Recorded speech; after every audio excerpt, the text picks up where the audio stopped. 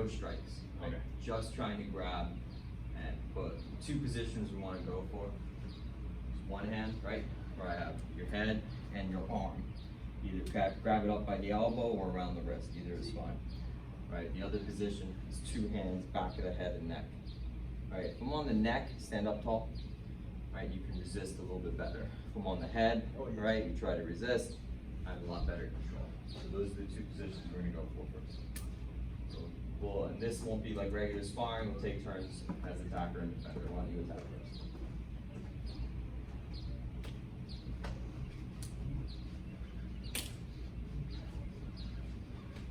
Good. Always remember that the defense is just as important, maybe more important than the offense, right? Because somebody tries to grab you and put you in a weak position, you want to be able to defend yourself.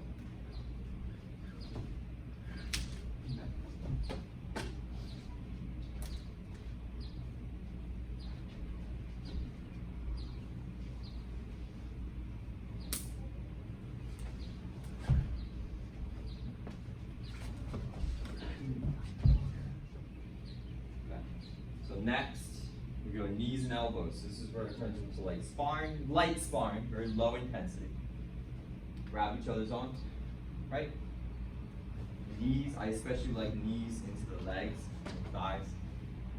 Similar level for the groin shot too. We of course don't do that in training. Just because it's a good policy to always assume if you have to defend yourself, self-defense wise, the person's gonna be bigger and stronger than you. Does that make sense? Yeah. So the higher that I lift my leg, and this is of course different if I break your posture. If I have you down here, I don't need to bring my knee as high to get a body shot in. But if you're upright, grab it. Right, this technique works well, right? You can hit hard that way. But the higher I lift my leg, the more I need to compromise my balance. Yeah. You're not bigger or stronger than me, right? I'm not really that much bigger. Not taller than you anymore. I might still be bigger, but I am stronger. But just in general, whenever I lift my foot off the ground in any kind of grappling situation, I don't want to be up in the air for very long because you're vulnerable. I want you guys to have a good understanding of that. So it's not, you don't do knees to the body or even knees to the head if you really break the posture, right? That can be a nice technique. But I tend to, most of my knees I tend to throw in the legs. Does that make sense? And I think this has a lot of, I think that's, you see that in the forms a lot.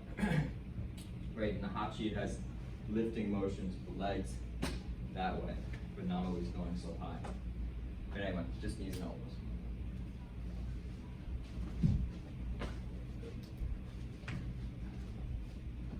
Good position, head control.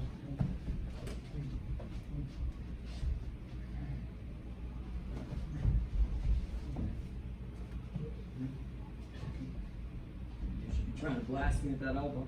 And elbow. So, a little roll over.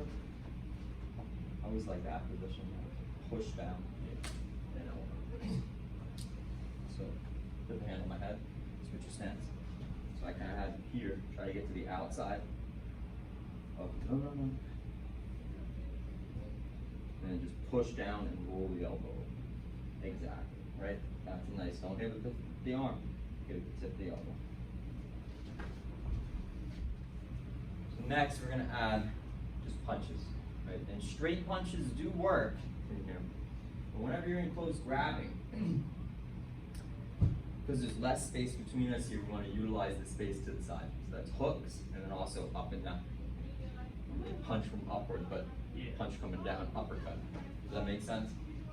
So we're going to add hooks and uppercuts to the mix. Let's be careful, just not be blasting each other with these things. But follow my lead, nice and light.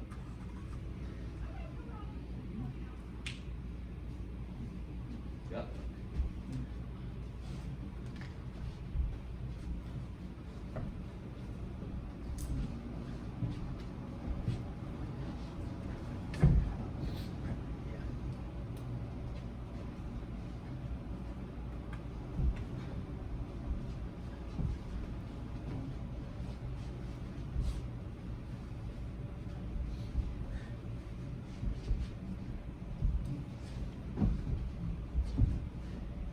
Body shots.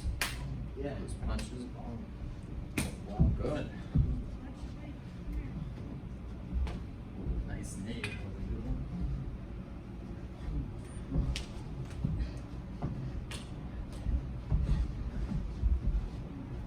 Just turtle up. So, you feel like you're losing it. You want to transition from the long clinch to the short clinch. See? So we're kind of farther away. There's space between us, and you're hitting me with some good punches, right? Yep, like especially up to the head. Right. The defense is I just go close, chest to chest. Yeah. And that's going to give us this chance to reset and for me to maybe change my tactics a little bit. Good job, Dan.